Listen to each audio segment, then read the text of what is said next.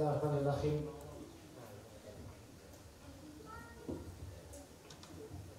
Assalamualaikum warahmatullahi wabarakatuh.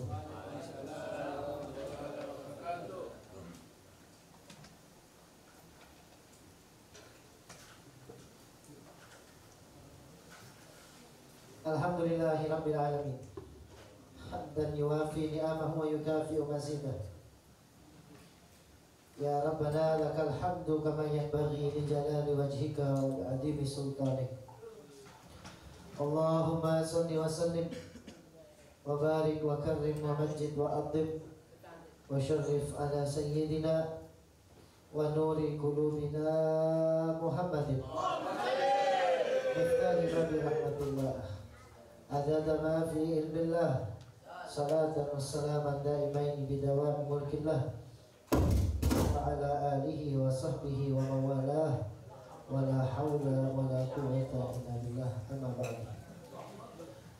Puji syukur kehadirat Allah Subhanahu wa taala di malam hari ini. Allah Subhanahu wa taala kembali mempertemukan kita di dalam majelis ini dalam keadaan sehat walafiat. Dalam keadaan tetap iman kepada Allah dan Rasul-Nya. Dalam keadaan berusaha untuk menambah cinta kepada Allah dan kepada Nabi Muhammad sallallahu alaihi wasallam, dengan harapan agar Allah Subhanahu wa taala juga mencintai kita, dengan harapan agar Nabi Muhammad sallallahu alaihi wasallam juga mencintai kita, sehingga bisa menjadi modal aman bagi kita hidup di dunia dan hidup di akhirat kelak insyaallah. Amin amin ya rabbal alamin. Qala al-mu'allif rahimallahu ta'ala wa nafa'ana bihi wa bi ulumihi fid dharain amin. Al-hadis samin ashar, hadis yang ke-18. Yubayyin fihi an-nabiy sallallahu alaihi wasallam, menerangkan di dalam hadis yang ke-18 ini itu Nabi Muhammad sallallahu alaihi wasallam sifat-sifat allati la yajidu bihal mu'min halawatal iman, yang mana dengan sifat-sifat itu seorang mukmin tidak akan pernah merasakan nikmatnya iman, indahnya iman, lezatnya iman ketika seorang mukmin mempunyai sifat-sifat yang diceritakan oleh Nabi Muhammad SAW. Hadis ini hadirin, Nabi Muhammad SAW mengajarkan kepada kita agar kita senantiasa menjadi seseorang yang selalu menghindar dari 3 hal ini, dari beberapa hal ini, sehingga kita menjadi seseorang yang hidupnya berada di tengah-tengah kenikmatan iman. Karena seorang mukmin sejati yang cinta kepada Allah dan Rasul-Nya, maka kesehariannya akan dia penuhi dengan usaha untuk semakin mempertebal keimanannya di mata Allah dan Rasulullah. Seorang mukmin sejati, dia akan selalu menggali mana sih nikmatnya iman itu, seperti apa sih rasanya beriman kepada Allah, seperti apa sih menjadi seseorang pecinta sejati Nabi Muhammad sallallahu alaihi wasallam. An Anas bin Malik, dari Sayyidina Anas ibn Malik,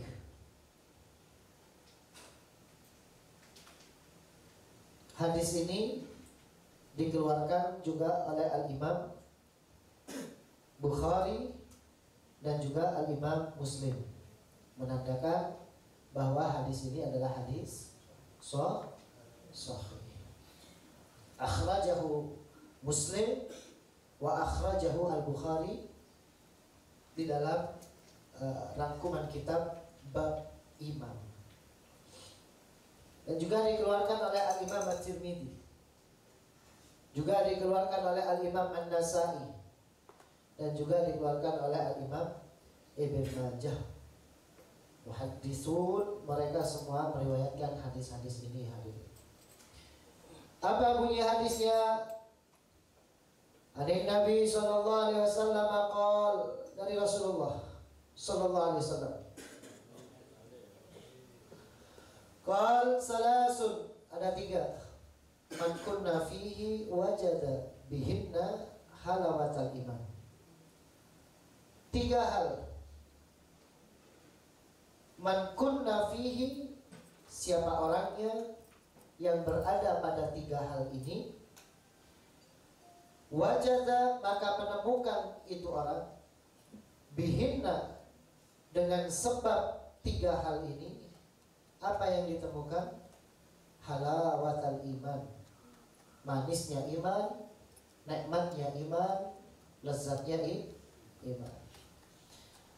Salasun ini di sini diterangkan ketika digambarkan secara alfaz hadis, bahwasanya bukan hanya takhsis, bukan hanya tuntutan dari Nabi Muhammad cuma 3 ini saja, kemudian kamu bisa merasakan nikmatnya iman. Masih banyak beberapa hal yang menjadikan kamu bisa merasakan nikmatnya iman.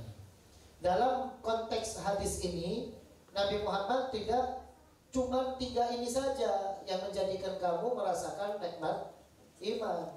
Dengan 3 ini saja, tidak, bukan 3 ini saja. Tapi masih banyak beberapa fal adab huna ghairu matlubah. Jumlah 3 di sini bukan satu tuntutan yang kemudian kamu hanya dengan 3 ini bisa merasakan iman. Tapi banyak tuntutan-tuntutan dari Nabi Muhammad yang lainnya yang juga menjadi sebab perantara kamu bisa merasakan nikmatnya, lezatnya iman. Ya. Nah, apa kata Nabi sallallahu alaihi wasallam? Yang pertama, man kana Allahu wa rasuluhu ahabba ilaihi mimma siwahuma. Seseorang itu, hadirin, akan merasakan nikmatnya iman, lezatnya iman, tenangnya iman, bahagianya beriman kepada Allah dan Rasulullah saat dia menjadikan Allah dan Rasulullah lebih dicinta oleh dirinya dibandingkan selain keduanya. Jadi kalau kamu sudah cinta kepada Allah dan Rasulnya dibandingkan siapapun yang ada di sekitarmu, maka kamu akan merasakan halawah. Halawah itu dari kata khulu, khulwun, artinya manis.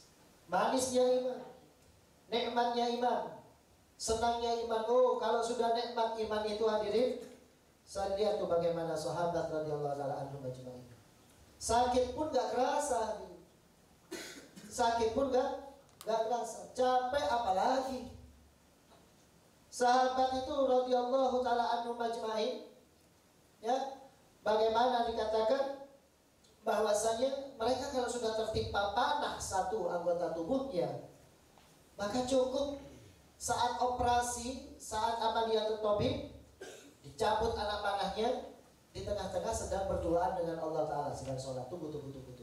Cabut ini anak panah dari tubuh anak, kalau anak sedang sholat, baru gak merasakan sakit. Kenapa? Itu halawah imannya, karena sudah merasa nikmat dengan Allah dan Rasul, sampai sakit pun gak terasa. Ya, halawatul iman.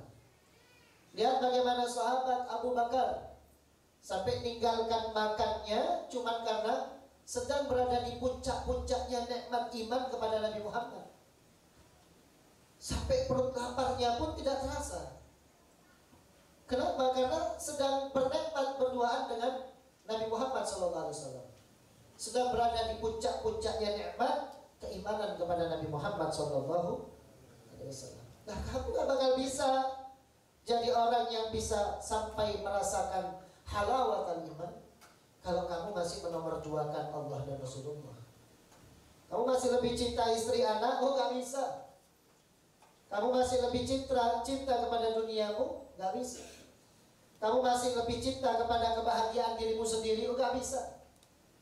Ya, kita harus korbankan seluruhnya untuk Allah dan Rasulnya. Bahkan kebahagiaannya kita, senangnya kita ini kita korbankan untuk Nabi Muhammad SAW. Dai-dai itu, ulama-ulama dulu itu, para pejuang-pejuangnya Nabi Muhammad yang terdahulu, mereka itu hadirin bukan gak senang berduaan di atas ranjang sama istrinya, setiap malam berduaan sama istrinya, sama anaknya, bukan gak senang. Tapi mereka tinggalkan semuanya hanya untuk mendapatkan ridha dan cintanya Nabi Muhammad dan Allah terutama. Jadi mereka tinggalkan kesenangannya mereka. Mereka bukan gak senang setiap hari bangun tidur ketemu anaknya, setiap hari bangun tidur ketemu istrinya, makan disediakan istrinya, bukan gak senang. Tapi apa yang mereka perbuat, kebahagiaannya mereka sendiri disingkirkan demi siapa? Demi kebahagiaan, demi ridha dan cinta Allah Rasulullah kepada dirinya sendiri. Ditinggalkan, ya kan? Ditinggalkan. Itu kalau sudah buta matanya cinta kepada Allah dan Rasulullah SAW. Persis dengan kita, hadirin. Persis dengan kita. Ya kan? Kita tuh saking cintanya sama obat, ya, mangkat ala kau maki keocehan sobung alasan, baca mangkat. Ya kan? Persis dengan kita, hadirin. Bagaimana saking cintanya kita kepada kita punya istri, ya kan? Sampai kepala pun kadang kita taruhkan untuk istri dan anak kita. Tapi untuk Nabi Muhammad, untuk Allah, seperti itulah keadaan kita. Kalau masih tetap model seperti itu, jangan harap kamu bisa merasakan halawatal iman. Wa man ahabba abdan la yuhibbuhu illallah.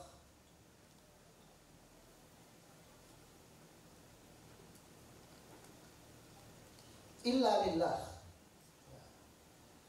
Dan tidak akan pernah kamu merasakan nikmatnya iman, indahnya iman, jika kamu mencintai seseorang bukan karena atas dasar Allah Subhanahu wa ta'ala.